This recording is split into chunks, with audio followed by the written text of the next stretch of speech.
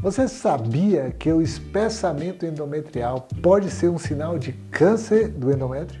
Você sabe que mulher sente quando está com espessamento endometrial? O que ela sente? Você sabe quando o espessamento endometrial é preocupante? Qual é o melhor exame para detectar o espessamento do endométrio?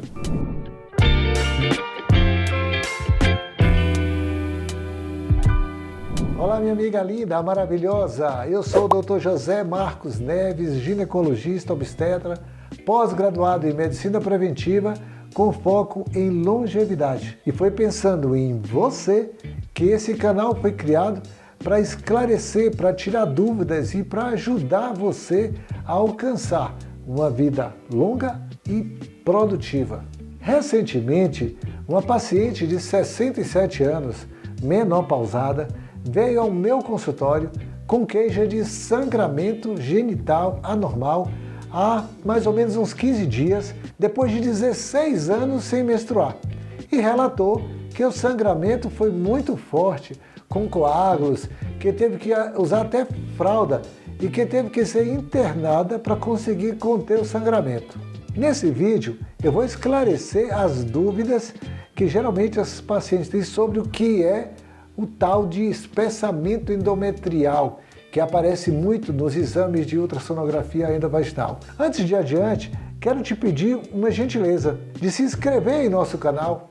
Faça isso, é uma retribuição carinhosa que você nos dá, sabe, pelo nosso esforço para produzir esse conteúdo e outros tantos que tem no nosso canal. Vou esperar 2 segundinhos para você fazer, para você se inscrever, para você dar o seu like. Bem, espessamento endometrial é quando a camada interna do útero, eu vou colocar aqui uma imagem para você entender, chamada de endométrio, encontra-se mais espessada do que o esperado. Essa medida do endométrio é realizada por meio de ultrassom transvaginal, sendo que a espessura do endométrio ela é normal nas mulheres na menopausa até em torno de 4 milímetros. Mulheres que ainda menstruam, geralmente o aspecto do endométrio no ultrassom ele varia de acordo com o período do mês, o período do ciclo. Essa medida ela não tem tanta importância, a não ser quando a mulher pretende engravidar, que aí a gente tem que realmente avaliar, né, a espessura endometrial.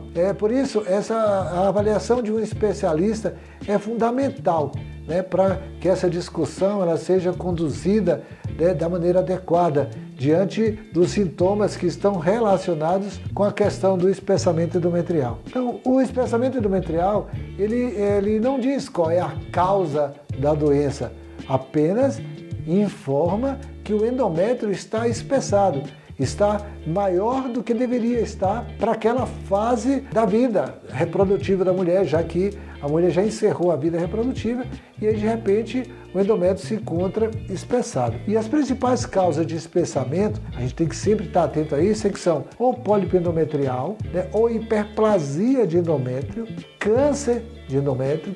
Temos que ficar atento a isso. Terapia de reposição hormonal somente com estrogênio, quando a mulher não está sendo bem conduzida na menopausa. O uso do tamoxifeno, que se usa nas mulheres que tiveram câncer de mama.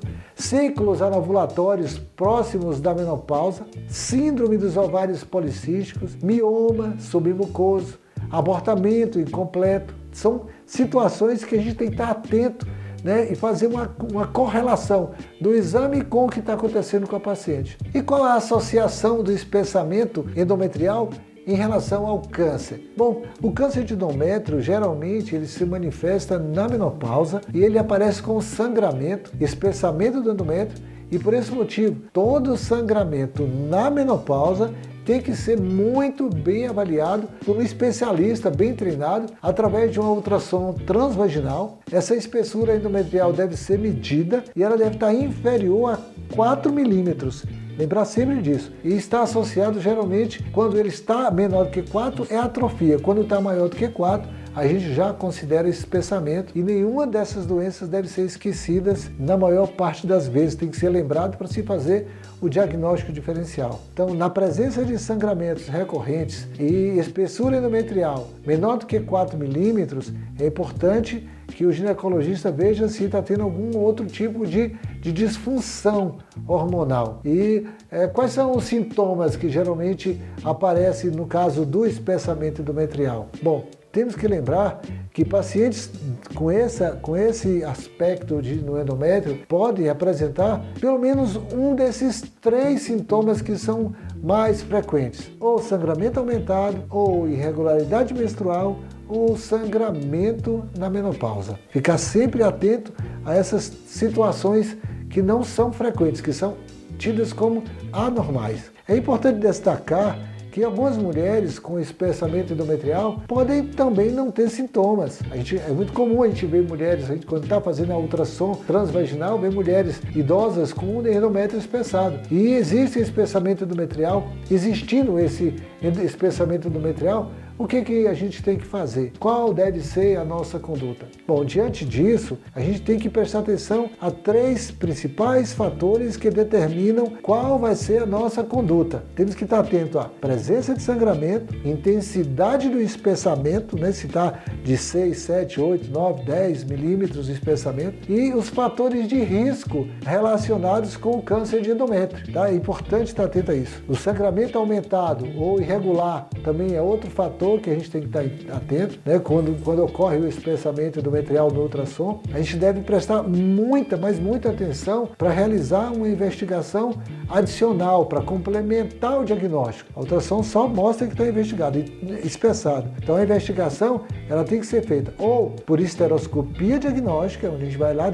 é uma endoscopia do útero, ou por biópsia, através tem pinças específicas para fazer, tá? essa biópsia. E mulheres na menopausa, mas sem sangramento, sem fator de risco e com a espessura endometrial entre 4 e 10, aí tem que ter uma conduta individualizada, tem que avaliar primeiro caso a caso para a gente saber como conduzir. Pacientes com espessamento endometrial maior que 4, com fator de risco, por exemplo, obesas, pacientes tabagistas, pacientes com resistência insulínica, pacientes diabéticas, hipertensas e outras síndromes que aumentam o risco de câncer, como as mutações do gene BRCA1, BRCA2, síndrome de Lynch. É importantíssima a realização da esteroscopia ambulatorial. Alguns estudos e referências bibliográficas citam isso, sugerem como o valor de corte, ou seja, o valor limite para a gente determinar espessamento,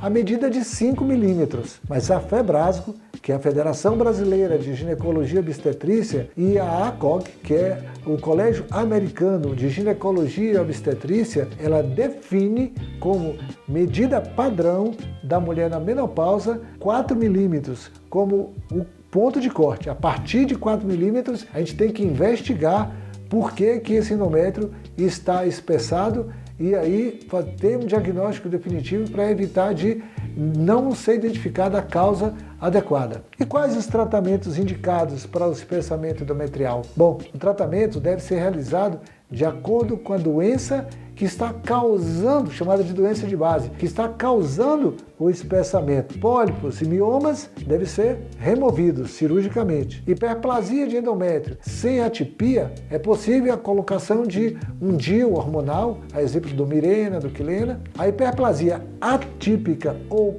câncer de endométrico, a esterectomia é o procedimento de escolha. Não se esqueçam disso. Então é importante a gente estar atento, procurar um especialista para fazer o diagnóstico detalhado disso, beleza? Gostaram desse vídeo? Bom, vou encerrar esse assunto agora, mas antes quero agradecer pelo carinho de vocês. Minhas amigas, vocês que ficaram até o final desse vídeo, olha, muito obrigado. É muito bom ter a companhia de vocês. E se vocês gostaram do conteúdo, compartilhem com suas amigas, dê seu like, é muito bom pra gente saber que vocês gostaram. Tá? Não deixa de se inscrever também, né? Nos ajuda, faça essa gentileza, essa cortesia aí.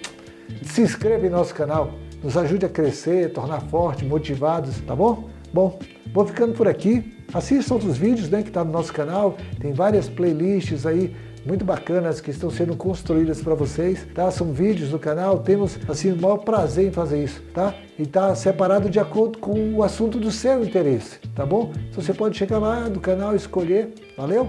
Então, ó, um beijo grande, fica com Deus e até o próximo vídeo. Valeu!